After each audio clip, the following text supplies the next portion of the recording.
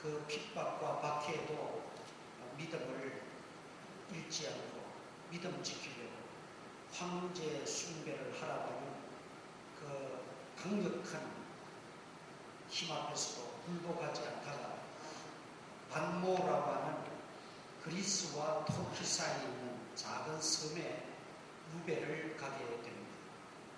그 반모 섬에서 성령의 감동을 받아서 이제 이 요한계시록을 기록을 하게 되는데, 요한계시록은 두 가지 측면이 있습니다. 장차 벌어질 이 땅에서의 마지막 현상, 이제 예수님의 재림을 앞두고 장차 일어날 이 땅에서 여러 가지 그 현상들을 기록하고 있고, 또 하나는 천상세계, 하나님 나라의 광경이라든지 하나님 나라의 그 모든 것들을 밝혀 보여주고 있는 것이 요한계시록의 내용입니다. 그래서 그것이 이제 4장부터 실제적으로 되고, 1장은 서론이고 2장과 3장에는 소아시아, 지금의 터키에 있던 7 교회에 주님이 보내시는 편지, 그 말씀이 주어져 있습니다. 그 7 교회는 당시 7개의 교회만 있었던 것은 아니고 또 다른 많은 교회도 있었지만 그 대표로 7 교회를 선정한 것입니다. 그 7이라는 숫자는 완전 숫자입니다.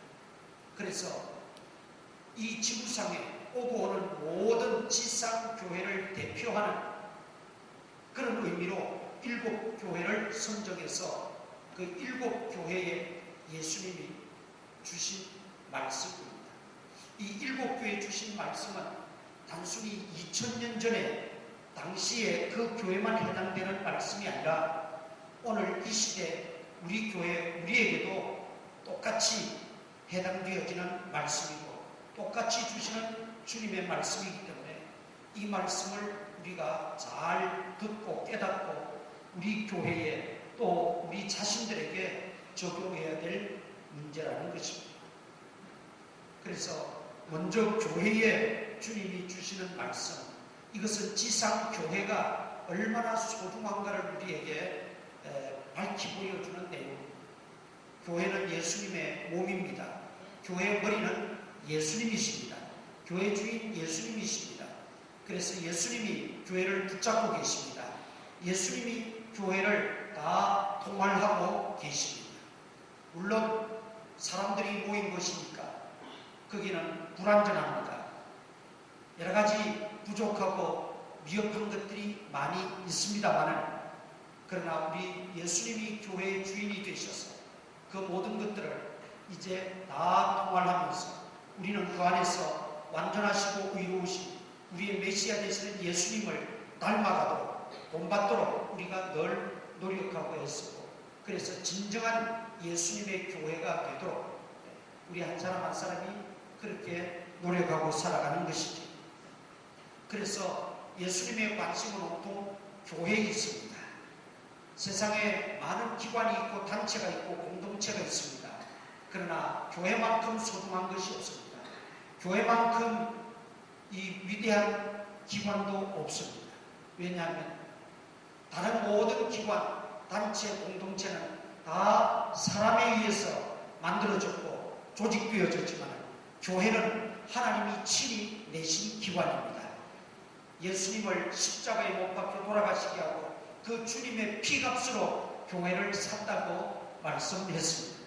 교회는 신앙 공동체입니다. 단순히 보이는 건물이 아니라 바로 믿음의 공동체입니다.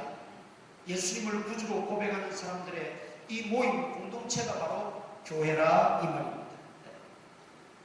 그래서 그 공동체가 예배드리고 교제를 나누고 그 공동체가 함께 활동하는데 필요한 건물이 있어야 되기에 또 건물도 짓는 것입니다.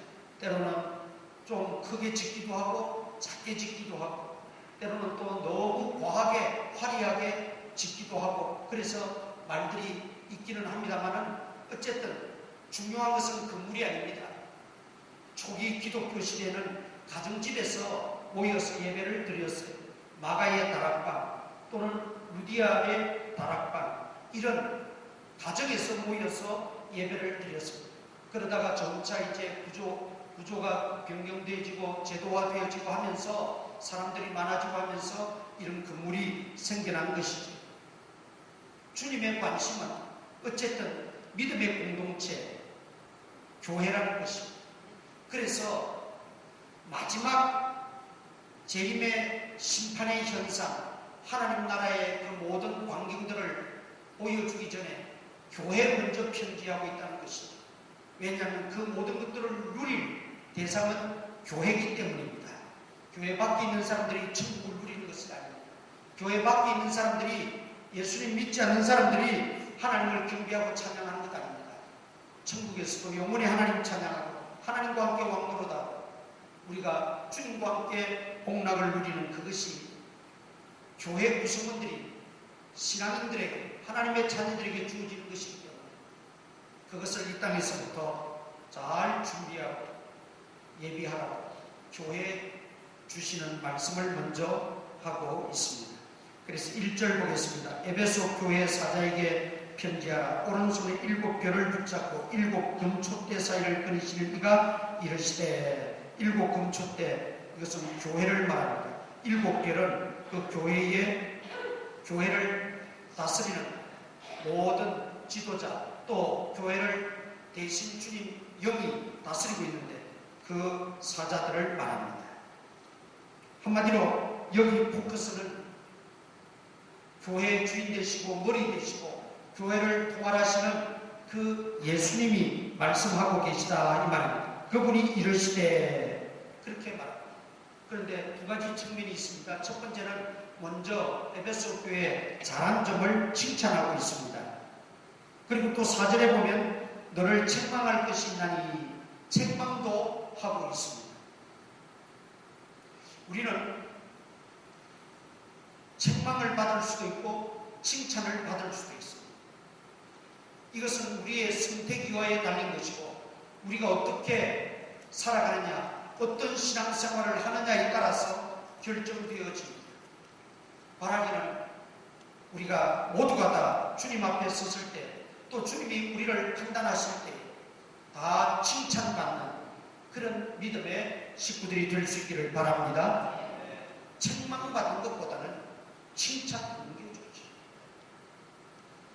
우리가 완벽하지 못하기 때문에 100% 우리가 다 칭찬받을 수 있는 그런 형편은 아니지만, 그럼에도 불구하고 우리의 부족함을 인지하고 우리가 완전하신 하나님을 의지하면서 하나님 앞에 어떻게 해서라도 한 가지라도 더 칭찬받고 인정받을 수 있도록 우리가 그렇게 노력하고 그렇게 신앙생활을 해야 된다 이 말입니다. 그러면 칭찬한 내용이 무엇입니까? 2절에 보면 내가 내 행위와 수고와 내 인내를 안다, 그렇게 말합니다. 주님 보시기에 아름다운 좋은 행위가 있었습니다. 수고로움이 있었습니다. 인내가 있었습니다. 그 다음 또 한 가지는 자칭 사도라 하되 아닌 자들을 시험하여 그의 거짓된 것을 네가 드러낸 것과, 자칭 사도라 하되 여기저기서 내가 예수다라고 하는 이단들이 많이 일어나죠. 여기저기서 그 당시도 내가 사도다, 내가 정말 예수님의 진짜 사도다, 그런 거짓 사도들이 많이 일어났었다는 것입니다. 그 중에 6절 보면 오직 네게 이것이 있으니 네가 니골라당의 행위를 미워하는도다. 나도 이것을 미워하노라.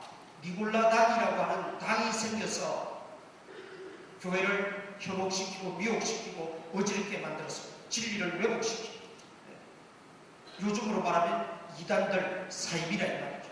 니골라라고 하는 사람은 초대 예루살렘 교회 7 집사 중에 한 사람이었어요. 그런데 그가 믿음이 변질해가지고 그만 이단자 교주가 되어버렸어요. 참 무서운 것입니다. 이단이 전혀 기독교와 교회와 상관없는 바깥에서 들어오는 게 아니에요. 안에서 생깁니다. 안에서 생깁니다. 저 전도관의 박태선 장로, 통일교회 문선명 장로, 다 교회 안에서 직분을 받고 교회 안에서 신앙생활을 하던 자들이 교주가 되고 이단을 만들고 사이비가 되는 거죠. 그래서 우리가 더욱더 진리되는 하나님 말씀에만 우리가 붙잡힌 바 되고 그 말씀에만 집중하고 그 말씀이 아닌 것으로 확실하게 우리가 신앙생활을 하지 않으면 이단이라고 하는 것이 달을 잇자 끝단자입니다. 끝만 살짝 달라요. 그런데 끝만 살짝 다른 게 이게 바로 구원을 얻느냐 못 얻느냐는 결정적인 것입니다. 이단이 처음부터 완전히 다르면 얼른 파악이 되지요. 얼른 멀리하게 되지요. 그런데 살짝 다릅니다. 다 예수님을 이야기하고 다 하나님을 이야기하고 다 성경 가지고 말씀하는 것 같은데 살짝 달라요. 그래서 이단에 속고 미혹되는 겁니다. 그래서 성경은 우리에게 분명하게 말씀하고 있습니다. 성경 한번 찾아보십시다. 신약성경 요한계시록 앞에 바로 앞에 보면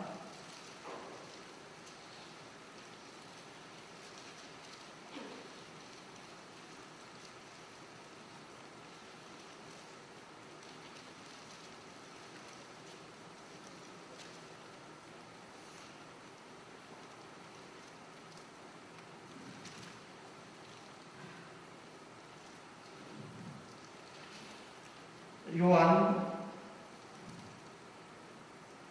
2서 10절, 11절, 2절 우리 정신을 바짝 차리고 한번 읽어봅니다. 10절, 11절, 2절입니다. 시작. 누구든지 이 교훈을 가지지 않고 너희에게 나아가거든 그를 집에 들이지도 말고 인사도 하지 말라. 그에게 인사하는 자는 그 악한 일에 참여하는 자임이라. 아멘. 여기 지금 요한이서는 이단들에 대해서 설명을 하면서 바른 교훈을 가지고 너에게 나아가지 않고 이 교훈을 가지고 가거든. 이 교훈은 적그리스도 교훈, 비성경적인 교훈, 이단들을 말하는 겁니다. 가지고 나아가거든 그를 집에 들이지도 말고 인사도 하지 말라. 인사하는 자는 함께 사귀고 함께 교류하는 자는 그 악한 일에 참여하는 것과 같다. 그렇게 말합니다. 물론 이단들도 회개시켜서 바르게 믿게 만들어야 됩니다. 그런데 그 일을 하는 전문가들이 있어요. 그 일을 맡아서 하는 목사님들이 있어요. 그거는 그분들께 맡기고 우리는 그저 기도해 주면서 그들을 상관하지 말고 그들을 설득하려고도 하지 말고 기도해 주면서 그들이 회개하고 돌아오기를 기도하면서 그들과 교류하거나 어떻게 해서라도 그들을 이끌어 보려고 하다가는 자신도 모르게 물들고 만다. 그런데 이 에베소 교회가 잘한 것은 그런 기골라당 이단들을 철저하게 배격해 버렸다는 것입니다. 이단은 이렇게 초대 교회 때부터 지금까지 아니 예수님이 재림하는 그 마지막까지 이단을 횡행할 것입니다. 왜냐하면 예수님이 예언을 했어요. 마지막 때가 되면 적그리스도 거짓 선생들이 일어나서 너희를 미혹하리니 그 미혹에 빠지지 말라고 했어요. 그러니까 이 이단자들, 사이비들 이 모든 것들은 예수님 재림하는 그 순간까지도 존재한다는 거죠. 일어난다는 거죠. 한 이단이 사라지고 나면 또 다른 이단이 일어나요. 뭐 10년 전에 신천지라는 말 들어봤나요? 그런데 또 다른 이런 신천지나 하나님의 교회나 여호와의 증인이나 이단들이 계속해서 새롭게 일어나고 우리가 정신을 바짝 차리지 않으면 우리가 그런 이단에 현혹되어져서 우리 영혼을 패망시키게 됩니다. 우리의 영혼을 갉아먹는, 우리의 영혼을 망하게 하는 그런 이단에 우리가 정신을 바짝 차리고 미혹되지 않도록. 그래서 조금 다르지만 그 조금 다른 것이 결국은 내 영혼을 갉아먹는, 내 영혼을 패망케 하는 원인이 된다고 하는 것을 우리가 잊어서는 안 됩니다. 그래서 누구에게 이야기를 듣거나 누구를 만나거나 또 누구에게 어떤 전도를 받거나 할 때 조금 이상하면 빨리 목사에게 물어보는 게 좋습니다. 그냥 혼자 어떻게 해결하려고 하다 보면 자꾸 만나고 또 듣고 하다 보면 나도 모르게 끌려가고 거기에 빠져버리고 마는 것입니다. 그래서 이단에다 넘어가는 거예요. 스스로 해결해 보려고 어떻게 하다. 이단에 대한 호기심도 가지지 말아야 됩니다. 이단자들에 대해서 내가 어떻게 회개시켜서 돌려보려고 할 생각도 가지지 말아야 됩니다. 그렇게 될 것 같으면 성경에 인사도 하지 말고 집에 들이지도 말라고 기록을 안 했겠지. 그것을 하는 전문가들에게 맡기고 정말 그 영혼들을 전문가에게 위탁했습니다. 그래서 신천지에 빠져서 있던 사람들이 다시 흔히 교육을 받고 다시 돌아오는 경우도 많이 있습니다. 어쨌든 오늘날 교회를 혼탁하게 하고 성도들을 흔들어버리는 이 못된 사상 중에 하나가 바로 이 이단 사상이다. 이걸 우리가 명심해야 될 줄 압니다. 그리고 오늘 또 칭찬하는 것이 무엇입니까? 2절에 내가 내 행위와 수고와 인내를 안다 그랬습니다. 여기 행위는 우리가 하는 모든 일을 말합니다.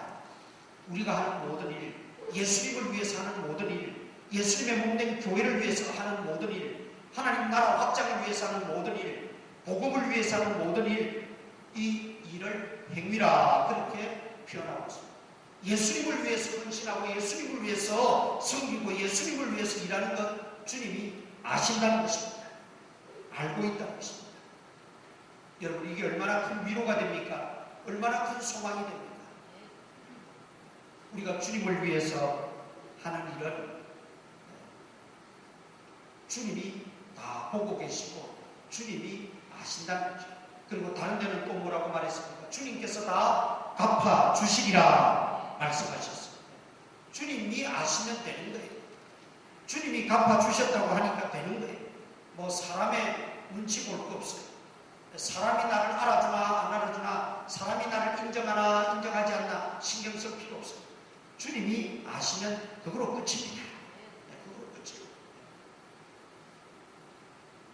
주님이 내 모든 행위를 예수님을 위한 내 모든 행위를 주님이 보고 아신다. 여러분 이것은 얼마나 우리에게 큰 힘이 되고 위로가 되고 소망이 되는지 몰라요. 그런데 또 그 뒤에 말이 중요합니다. 행위와 수고와 그래서 수고와 여러분 이 말이 참 중요합니다. 행위는 일하는 그 자체입니다.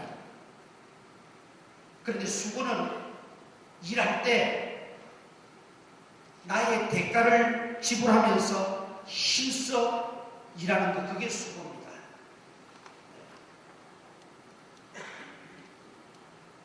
청소를 합니다. 그저 이번 달 우리가 정해졌으니까 청소한다 그렇게 할 수 있어요. 그거는 일입니다. 행위입니다. 그러나 수고는 내가 주님의 교회를 한 구퉁이라도 내가 쓸고 닦고 할 수 있는 이 은혜를 주신 것을 감사하고 기뻐하면서 마음을 다하고 뜻을 다하고 힘을 다해서 내가 정성스럽게 청소할 때 그거는 수고가 되는 것입니다. 그건 수고가 됩니다. 찬양대도 한 번 연습하고 주중에 다 잊어버리고 있다가 주일에 와서 또 한 번 연습해보고 찬양하는 것은 일에 불과합니다. 그러나 내가 이렇게 건강해서 주님을 찬양할 수 있는 은혜 주심을 감사합니다 고백하면서 나의 찬양을 통해서 이것이 하나님께 조금이라도 영광이 되는 그 자체가 축복이고 영광인 줄 알고 그 찬양을 또 한 번 연습해보고 또 한 번 묵상해보고 또 기도하면서 나의 찬양이 하나님 앞에 상달되어지기를 원합니다. 그렇게 하고 연습하고 찬양할 때 그것은 수고가 됩니다. 찬양 교사인 모든 봉사하는 것이 마찬가지입니다. 일하는 그것도 주님이 보신다 그랬어요. 그런데 거기에 더불어 주님은 더 귀하게 보신 것은 수고를 보십니다. 수고를 보십니다. 우리 마음을 다하고 뜻을 다하고 힘을 다했을 때 정말 최선을 다할 때 그것이 바로 주님이 인정하고 칭찬하는 수고라 이 말입니다.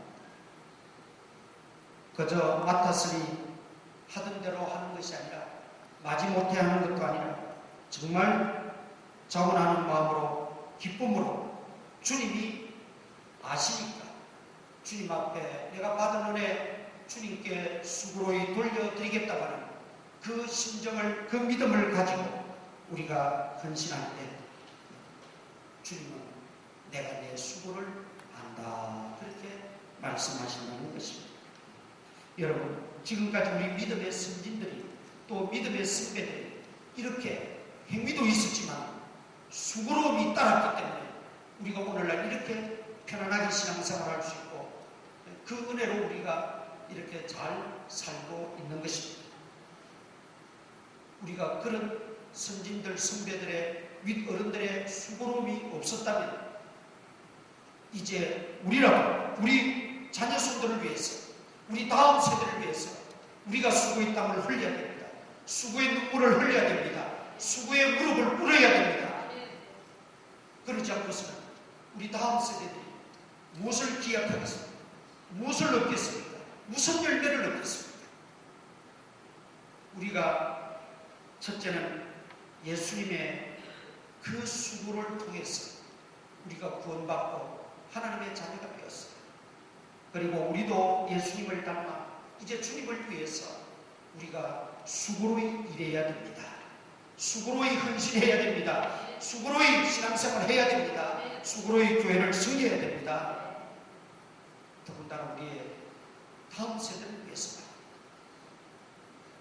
우리의 다음 세대를 위해서 이것은 교회가 해야 될 사명이 있고 개인이 감당해야 될 사명이 있습니다. 내 자녀들을 위해서 내가 수고로이 헌신하지 않고 눈물 흘리지 않고 무릎 꿇지 않으면 그 자녀들은 보장할 수가 없습니다. 그러나 힘들지만 최선을 다해서 내가 수고로이 행할 때 그것을 주님이 다 보고 계시고 아셔서 주님께서 갚아주시고 이루어주실 줄 믿습니다. 그래서 내 행위와 수고를 안다 그렇게 말합니다. 그 다음에 인내를 안다 그랬어요. 자, 이렇게 주님 앞에 헌신하고 주님 앞에 수고로이 행하면 만사가 형통이 되어야죠. 모든 일이 척척 풀려나가야죠. 기도하던 대로 응답이 되어야죠. 그런데 초대교회 당시에는 오히려 핍박이 더 많았어요. 박해가 더 심했어요. 더 많은 고통이 있었고 혼란이 있었어요. 그런데도 그들은 믿음 잃지 않았습니다. 예수님 부인하지 않았어요. 신앙을 버리지 않았어요. 인내했어요. 하나님의 때를 기다리면서 하나님이 행하실 위대한 일을 바라보면서 지금은 전혀 기도의 응답이 없고 지금은 전혀 변화의 조짐이 없지만 그러나 하나님 반드시 이루실 것이다. 하나님 반드시 일하실 것이다. 하나님 반드시 응답하실 것이다. 그 확신을 가지고 참고 견뎠습니다. 그것이 인내입니다. 좋은 형편에서 인내는 누구나 할 수 있습니다. 좋은 여건 속에서 참고 견디는 것은 누구나 감당할 수 있습니다. 그러나 나는 주님 앞에 헌신하고 나는 주님 앞에 죽도록 충성함에도 불구하고 온갖 멸시를 받으면서 온갖 수고를 겪으면서도 나는 주님 앞에 한다고 하는데도 전혀 변화가 없고 어떤 조짐이 안 보이니까 그때 실망하고 낙심합니다. 그러나 그때라도 우리는 하나님만 바라보고 하나님은 신실하신 분이기에, 하나님은 전능하신 분이기에 그 하나님만 의지하고 인내하면 때가 되면 거두게 될 줄 믿습니다. 참고 견디는 자가 복이 있다고 말씀합니다. 우리의 신앙생활에 있어서 행위도 있고 수고도 있을 수 있어요. 그런데 마지막 인내가 부족하고 그 열매를 먹지 못하는 경우가 너무 허다합니다.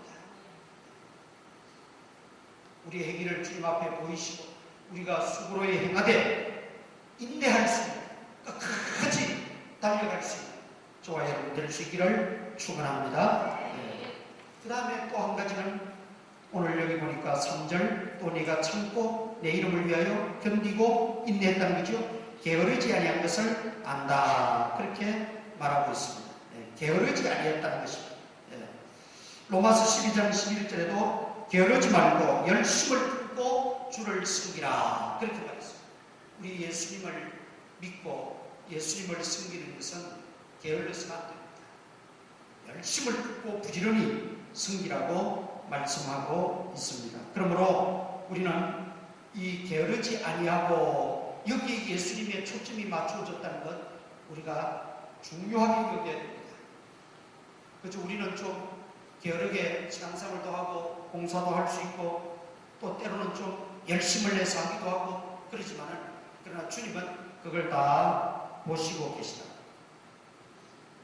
달란트 비유에서 5달란트, 2달란트를 남겼던 그 종들에게는 주인이 뭐라고 칭찬했습니까? 착하고 충성된 종아, 네가 적은 일에 충성하였으니 많은 것으로 내게 맡기겠다. 그래서 착하고 충성된 종아. 여기 충성된 종이란 주님을 위해서 또 복음과 하나님의 나라, 주님 몸된 교회를 위해서 수고한 사람들입니다. 열심을 내고 부지를 냈던 사람들. 게으르지 아니했다는 거죠. 한마디. 그러나 한 달란트 받은 사람은 땅에 묻어두었다가 주인이 왔을 때 그걸 다시 찾아와가지고 그대로 본전만 주인에게 주었습니다. 주인이 줄 때는 본전만 내놓으라고 준 게 아닙니다. 그것을 가지고 장사를 하든 사업을 하든 무엇을 하든 이익을 남겨서 본전과 이익을 주인에게 내라고 하는 것이었습니다. 그런데 그는 일하기 싫어했습니다. 수고를 그는 싫어했습니다. 그저 이렇게 가나 저렇게 가나 시간은 흘러가니까 그저 내 편한 대로 내 좋은 대로 하다가 때가 되면 주인이 오면 본전 내놓으면 되지. 그리고는 땅속에 묻어두고 아무 일도 하지 않았습니다. 수고하지 않았습니다. 열심을 내지 않았습니다. 부지런하지도 못했습니다. 그저 한마디로 게을렀습니다. 게을렀습니다. 그때 주인이 와서 책망하는 말이 무엇입니까? 악하고 게으른 종아. 그렇게 책망합니다.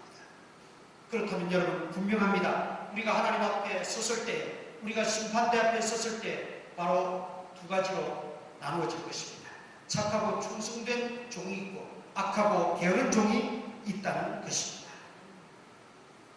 우리는 부디 착하고 충성된 종이 되도록 우리가 모든 일에 최선을 다할 수 있기를 축원합니다. 우리 신앙생활에 있어서 게으름은 우리 신앙을 성장하지 못하게 합니다. 신앙생활에 있어서 게으름은 우리의 신앙생활의 그 맛을 느끼지 못하게 합니다. 그래서 신앙생활을 이왕 우리가 시작하고 이왕 우리가 믿음으로 살아가는 사람들이 되었으니 주님 앞에서나 주님 몸된 교회에서나 자신에게나 자신의 어떤 영적 성장을 위해서나 모든 일에 게으르지 말고 열심을 품고 주를 섬기고 신앙생활하는 우리가 될 수 있기를 바랍니다. 예수님 믿으면서 우리가 할 수만 있으면 아니 분명하게 우리가 하나님의 그 은총을 많이 받고 누리고 하나님이 베풀어 주시는 그 복들을 우리가 받아 누리는 것이 당연하지 않겠습니까? 그렇다면 그것은 게으른 자에게 임한 것이 아니다. 네가 적은 일에 충성하였으니 내가 많은 것을 내게 맡기리니, 주인이 분명히 말씀하셨습니다. 내가 많은 것을 내게 맡기리니, 하나님께서 우리에게 예비된 그 신령하고 좋은 것들을 우리에게 다 풍성하게 주시겠다는 것. 그것을 받는 사람이 누굽니까? 게으른 사람이 아닙니다. 충성된 종입니다. 열심을 다하는 종입니다. 이 땅에 기름진 복도 받고 하늘의 신령한 복도 받는 것입니다. 영적인 복도 받고 육적인 복도 받는 것입니다. 그래서 우리가 이왕 믿을 바에 이런 하나님의 영적인 육적인 복을 우리가 받아 누리면서 살아야 되지 않겠습니까? 그러기 위해서는 우리는 무엇보다도 게을러서는 안 됩니다. 신실한 그리고 충성된 믿음의 사람들이 되어야 될 줄 믿습니다. 이제 마지막으로 우리가 이 게으르지 않기 위해서는 어떻게 해야 되는가, 몇 가지 실제적인 말씀을 말합니다. 주어진 시간에 게을러서는 안 됩니다. 우리가 개인적으로도 시간 계획표를 짜서 아마 그렇게 생활할 줄 압니다.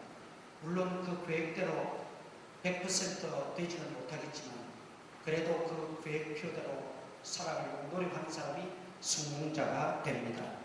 주어진 시간, 우리가 주님 앞에 드리는 예배 시간, 그리고 내가 봉사하는 시간, 내가 헌신하는 시간, 이 시간에 우리는 게으르지 말아야 됩니다. 주어진 일에 게으르지 말아야 됩니다.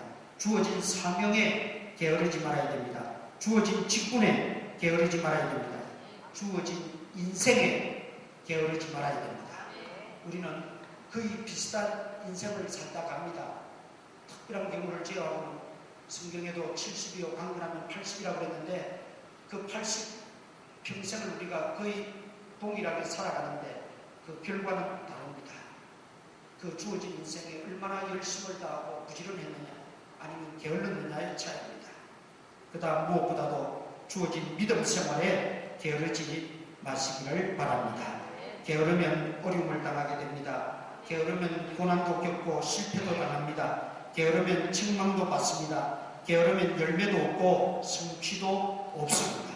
그리고 게으르면 마지막 주님의 심판을 받게 되고 책망을 받게 된다는 것입니다. 그러므로 우리는 이제 열심을 품고 주님을 섬겨야 합니다. 그래서 우리가 주님 앞에 섰을 때 정말 잘했다 칭찬받을 수 있는 저와 여러분 다 될 수 있기를 축원합니다.